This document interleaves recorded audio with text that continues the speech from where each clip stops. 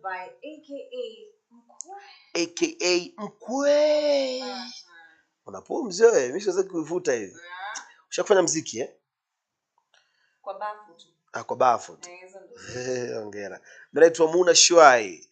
Unanipata hivyo kwenye mitandao yangu ya kijamii, Muna Shwai Facebook, Muna Shwai, Muna.Shwai TikTok, Shwai_TZ Instagram. Mkwe kwenye platform zingine, kwenye ground. But definitely my personal social media handles Tamara Patience, Tamara na H hapo mwisho, alafu Patience on Facebook, Instagram, Twitter, pia pale TikTok. Yes, go follow us and also subscribe to our channels. Yes, most definitely. Welcome to the children. Of course, it's all about vibes and inshallah all the way. And we chill, we have fun, as well as learn, as well as share experiences za vitu zenye tumepitia huko nje. Because if we don't, who will? My internal thoughts zinaitwa nini? Hayo mawazo yako ndani inaanza kukuja. Ile sio tunahitaji. Zile fikra za kindani ndani. Fikra za kindani ndani. Sawa. Zinaanza kufly. But anyway, we move on regardless. So mtu kuifaitia nchi, mtu kutufaitia sisi wananchi na vitu kama hivyo. Kwa hiyo tukiwa tunamuona wakati mwingine kwenye hafla zile za furaha, hafla ambazo zinaweza zikaburudisha, au tukimuona kwenye mitandao ya kijamii akiwa katika hali ya furaha, wakati mwingine watu pia huku nyuma wanapata moyo na wanafurahi zaidi. Kwa hiyo sio happen huko nje. Now another interesting thing or interesting revelation imepatikana huko nje, na hii inatugonga especially sisi kama journalists na siku hizi venye kila mtu apparently amekuwa a journalist huko nje, you know. Yeah. And like so apparently a report has come out that a high percentage of misinformation happen through social media, and then followed by radio, you know. In Kenya, okay, in the world, I don't know if it's the world in Kenya, but we can just even put it in the world. Okay, with social media, yes, kwa sababu unajua kila mtu, for example, or people are there for views so that they can make money, you know. And then sometimes unapata unajua sisi ni binadamu. Again, mabinadamu sisi. Sawa. Mwalimu wangu Kiswahili acha nisikuaibishe sana. Unajua sometimes unaingia kwa mtandao tu unataka kufanya something, then una research, but unapata research yako ni ile a background, unaona. So by the time unakuja huku nje kusema, sometimes you do it unintentionally. Unintentionally. But watu wengine unapata you really give a lot of false information for views. Unaona? Yeah. Ile kudanganya for views. Kama ni mara ngapi umewatch video imesema 5 of the biggest animals ever alive, and then you just click it, alafu unapata na kitu imetengenezwa na itangwa VR, virtual reality, something like that. Not virtual reality, it's called CGI, the one in movies, you know, that create dinosaurs and all that. Unashangaa kama umetona aje mjinga, you know. And etc kumbele. Now, wewe kama journalist, for example, a certified journalist, I could say as such, like between radio, social media, TV, interaction yako imekuaje na the kind of maybe content or the kind of information you wase wanapeana huko nje? I don't know how to put it, lakini nimeona social media iko na namna yake. Social media iko na namna yake. Kuna watu wengi sana this time around wanakuwa wanaitumia social media hususan. Wanakuwa wanapata data nyingi kutoka kwenye social media pia. Wanakuwa wanavujisha mambo yao pia kwenye social media. As a journalist, by the way, unafahamu Tamara, kwanza kabisa hivi vyombo hivi ambavyo tunavitumia, vyombo hivi vya habari, kama social media, TV, kwenye radio, kuna shida kubwa ya kuweka kutofautisha ule reality maisha yako na kazi. Shida ipo kubwa kwa sababu wakati mwingine mtu huwa anajisahau yale ambayo anayakuwa anayafanya huku kwenye maisha ya kawaida anatamani aweke kule pia. Wakati mwingine inatokea hivyo, inatokea sio tu wewe mwenyewe wakati mwingine kufanya hivyo, bali pia wakati mwingine hata watu wanakuforce, wanakuleta hata kwa njia tofauti. Kuna namna unaweza akaona huyu ni mtu aina fulani, huyu ni mtu aina fulani. Kwa hiyo inakuwa wakati mwingine ni rahisi pia kukumbuka au rahisi pia kuonekana mtu aina hii na vitu kama hivyo. Though kwenye jambo ambalo tunalizungumza, kwenye jambo ambalo nataka nizungumze, social media hususan, kwanza watu ndio lazima wawe makini sana kwenye vitu social media, wawe makini sana sana sana sana. Mitandao sasa hizi imekuwa yani kama ulivyosema before pale mwanzo kabisa, usema sasa hizi kila mtu anakuwa journalist, kila mtu ni content creator. So wakati mwingine unaweza ukajikuta unateleza pasipostahili kuteleza. Kuteleza wakati mwingine kuna kuja tu, lakini unaweza kujikuta unateleza pasipostahili kuteleza. Nimeona juzi wale mchezaji mpira hususan toa siku kama anacheza mpira. Sasa juzi nikawa nimeona, juzi kati nilikuwa naona kama birthday yake anashangilia yuko uwanjani pale katika eneo ambalo wanacheza mpira, au wale wachezaji wenzake wote, karibu wote ni mastaa, wote ni watu wa fulani ambao like ni watu wa media. So kitu ambacho kilikuja pale akilini haraka sasa, inawezekana tu akaenda kucheza mpira kwenye viwanja vya watu wa kawaida. Inawezekana sio, labda pale nilimwona mtu kama Mbosso, nilimwona Ricardo Momo, nilimwona dogo mmoja anamuita Dulfani, wajamaa wengi sana, ni wakurugenzi wa Kenya News Alert Channel 7.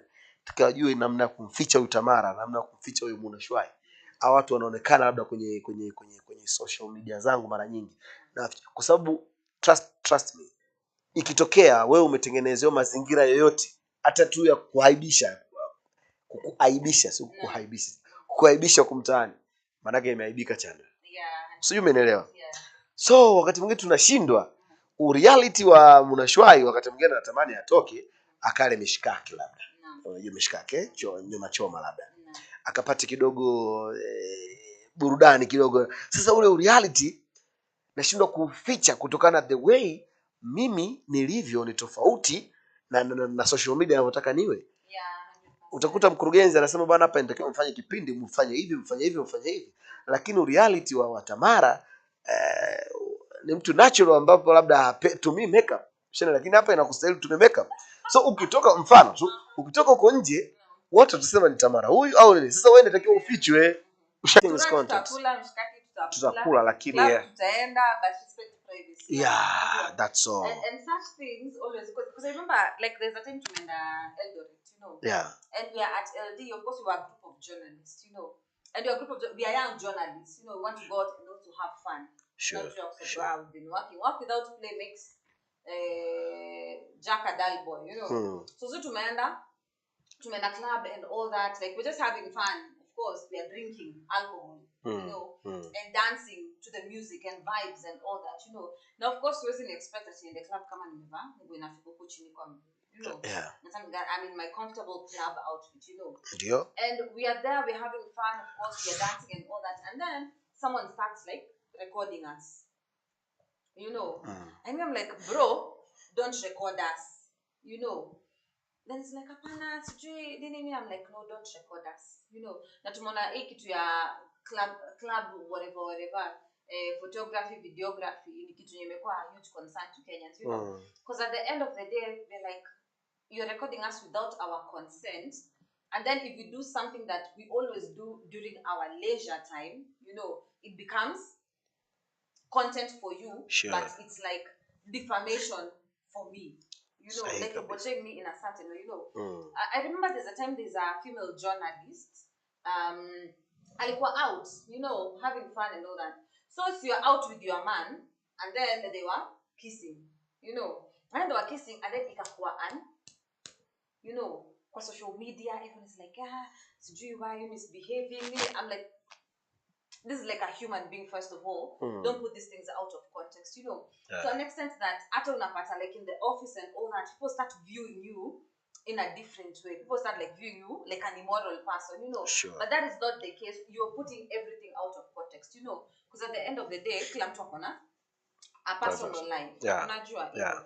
Anyway, since we also educate, there are three things when it comes to false information out here. Of course, if you are a journalist, you know these things. Kuna disinformation, misinformation, and malinformation. So disinformation ni information yenye ni false, na wewe mwenye unapeana hiyo information unajua ni false.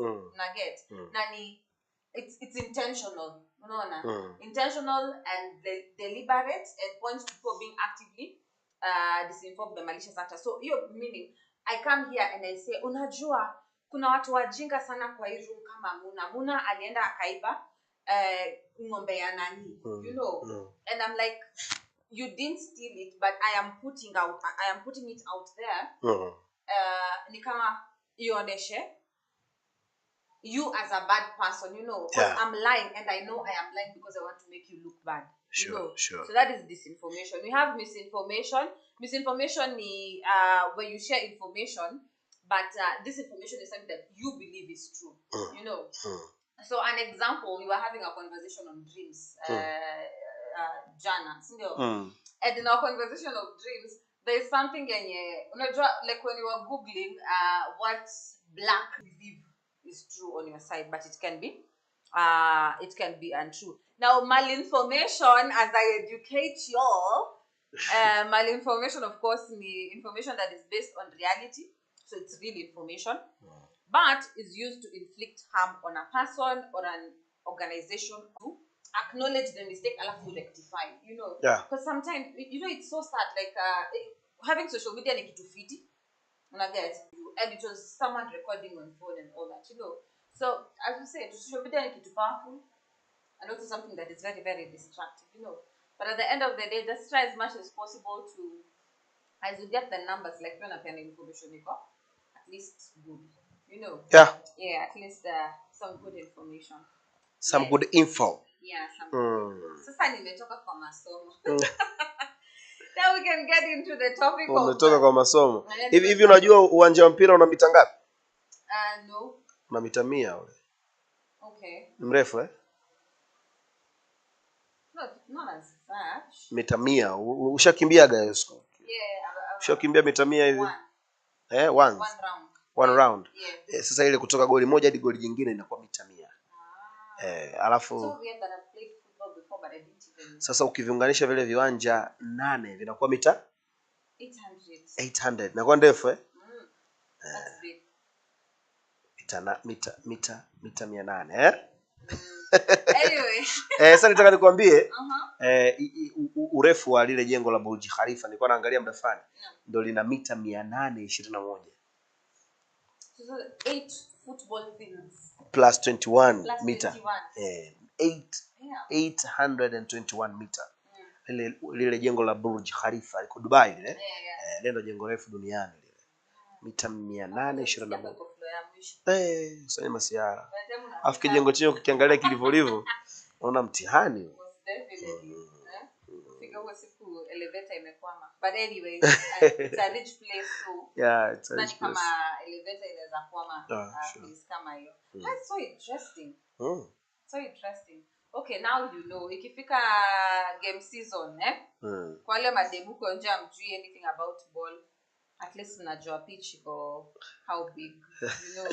Yeah. So, lakini nitakufanyia pia utafiti mmoja. Unajua hivi viwanja vimetengenezwa kwa vile viwanja vyote ambavyo vinatumika katika mashindano, hususan FIFA, CAF, labda sijui kama hapa Kenya ile shirika la mpira Kenya, hizo KFF nadhani hivyo wanavyo zinakuwa hizo mita 100. Uwanja utakuwa urefu mita 100.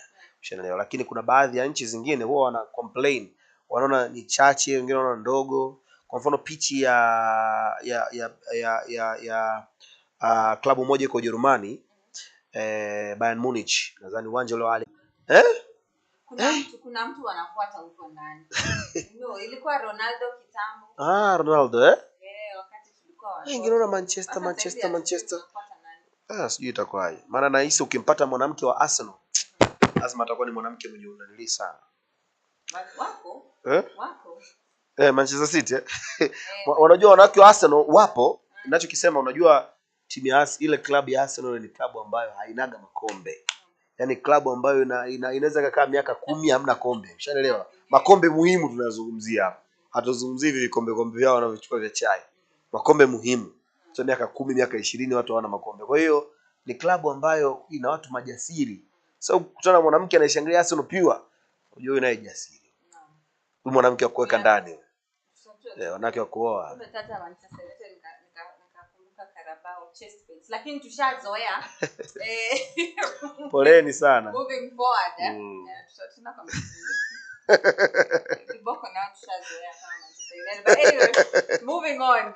This is not a sports arena, so let's move on. Ndio shida sasa kukaa watu wawili wanapenda mpira. But yeah, most definitely we move on and we move on swiftly kabisa. Sure. So kila siku kila mtu ana hii pressure ya kuomoka. Magat. Pressure ya to make it in life. Pressure ya vitu kuingiana, that's what we say. Pressure ya what tomorrow holds, pressure ya who you're gonna be tomorrow, pressure ya who you wanted to be versus where you are in life. Now, that is what we want to talk about today, most definitely. Kwanza tujue kibinafsi unadealingiaje na hiyo pressure. Na ni pressures kama gani uko nazo? So muna shwai. What's up? Uko na pressure gani? Mimi niko na pressure mingi wewe. Kwanza niko na pressure ya kuwa na mwanamke mzuri. Hiyo pressure hiyo. Mwanamke mzuri maana yake mwanamke mwenye adabu, mwenye heshima, mwenye tuendane, yani unanielewa sijui. Hiyo pressure ipo. Una smile ni kama already yako mahali. Sijajua. Sijajua. Bana mimi niko na pressure mingi, niko na pressure kufanikiwa maisha. Unajua natamani sana unakwambia life began at 4. Watu wanasema life begins at 40. Life begins at 40. Lakini ni uongo. Sasa mimi naiona 40 itakuja, afu naona bado mambo hayajakaa sawa. Sasa hii ni pressure. Afu pressure hizi tusichukulie poa, pressure hizi unajua zina kusababisha afya yako ende idhoofike pia. Naam, true. Ushaelewa? Ni pressure ambayo inakaa wakati mwingine nasema what's this now? Approaching 30 years old. Sina hata pikipiki hata baiskeli. So sina pressure nyingi, lakini all in all tamani. Pressure yangu kubwa sana ambayo niko nayo ni pressure ya mafanikio. Ninavyozungumzia mafanikio sema kwa upande wangu yako na wide. Kwa sababu mimi natamani kufanikiwa katika hali ya kumcha Mungu. Natamani kufanikiwa katika hali, yani kumcha Mungu, kuachana na ujana, kuachana na mambo yote, kuwa katika straight line na imani yangu. Imani yangu plus na pressure kufanikiwa maisha, yani niwe na kwangu, niwe na mahali pangu, yani niwe na mahali pangu, niachana na landlords house manani hao, niwe na mahali pangu, niwe na familia yangu, niwasaidie ndugu zangu. And that is a big pressure, but all in all niko na pressure mengi ambayo tukiendelea kudiscuss maana tutakuwa unajua time unashahidi pressure hiyo unayo. So hivyo hadi pressure hiyo ready kutushtua. Niko ready. Niko na pressure nyingi bana. Niko pressure nyingi. Niko kama kijana mwenye uchu. Afu na utu na utulivu. Niko na pressure mob kweli. Vitu zitakuwa tu sawa. Zitakuwa sawa. Tunaambiananga huko nje, vitu zitakuwa tu sawa. Afa ikae ki corporate. Hiyo vitu zitakuwa sawa afu ndo tumetulia. But hope. It's any plans jamani. I hope by the hope is good. Okay, speaking of pressures, of course, if you watched our previous video, our previous episode, we were talking about wife versus girlfriend duties. I gave you a story of how I collapsed at KFC. And not KFC, at Chicken Inn. No, but a story because I have pressure mingi za maisha, you know. And I'm like, like, sometimes unakungana wasi unadhania, I'm the one who's like going through ish. Alafu nakaa na Muna anachapia zile pesa na go through. And I'm like, kumbe hata niko afadhali. You know, sometimes unaangalia wewe ndio kuna kibilima huku nje, alafu unakaa chini and then you realize kwa ground vitu ni different. You know, yours is just but itangwa the top of the iceberg or something like that. Yani vitu hazija kugonga in depth vizuri. You know. Sure. But huku nje like kusema sometimes tunakuwa grateful kwa wale wasema huku nje kwanza tukianza na masomo. You get? Sure. Let me tell you guys, I almost dropped out of uni the last year. You know, the last year. Why? Una story tena. Nilianza safari alafu nimeenda Timbuktu. Acha nirudi. after reflecting, so I remembered uni. I get. So at that time I was doing a radio show ya morning. And ilikuwa time ya COVID na nilikuwa na classes, of course. And if you've done mass communication and journalism, kuna na hizi practical sure. And all that. Na hiyo time ya COVID ilikuwa tricky, Also imagine mode amekaa kwamba sijui shoot a documentary, sijui on what. Sasa umekaa, you have work for example, and you unatoka hapo morning, work pia na kustress, unaona? Aya, ukimagine ni time ya COVID-19, before waambie mse, can we kindly shoot this, I started asking, COVID-19 is spreading, what, like everyone was just afraid, because kila mse alikuwa anaona kifo, So tumekaa hivi chini, one day, mode akatuambia, now the lecturer, we were doing like a virtual class, So doing a virtual class, and then lecturer says, you're supposed to do a biography on someone, and then it is due midnight. It is 4 p.m, bro. 4 p.m. And that is our final project here, unataka tuende tutafute mtu wa kushoot biography wapi? Wapi saa hizi na by midnight ukume submit. I just texted them mwalimu nikamwambia tupatane next semester. Yeah, I'm okay without graduating, I was like stuck. Nilikaa hivi chini mpaka nikasikia machozi. Unaona? And I was like, no, education cannot stress me this much, Ndio. But anyway, at the end of the day, nile hata mode tu aliongelesha aliambia wacha ujinga. Literally those were his words. Aliambia wacha ujinga. End of shoot na ufanye kazi na usubmit. And then at the end of wapo sio tu kwenye hiyo pressure ya masomo, pia kuna ile pressure ya matokeo sasa. Hatari ile. Ile hatari, mimi nakumbuka tumemaliza form 4. Sisi bahati nzuri kwa wanaokumbuka, bahati mbaya sio nzuri tena. Kwa wanaokumbuka 2012 Tanzania form 4 tulisaishwa matokeo mara 2. Yaani matokeo ya kwanza yalitoka, yakasaishwa. Mtihani ulikuwa mwepesi sana. Sincerely speaking. Yaani ule mtihani ulikuwa mwepesi. Matokeo yalivyokuja ni tofauti na tulivyotarajia. Watu walipigwa chini bwana. Pigwa chini vibaya sana.